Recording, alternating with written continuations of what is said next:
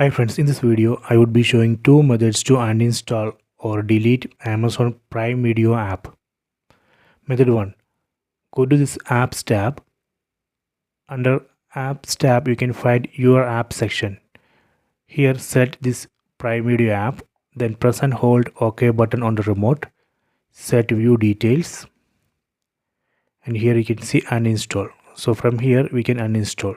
This is our method 1. Let me go to method 2. Method 2. Go to settings, set all settings from top right corner. Go to apps, go down, select see all apps. Here you can see list of all apps installed in this device. From this list we need to select Prime Video. Set it, then select uninstall. Set OK. See, deleted. This is the method 2. So these are the two methods. Please try this. I hope you have enjoyed this video. Please subscribe this channel. Please like and share the video.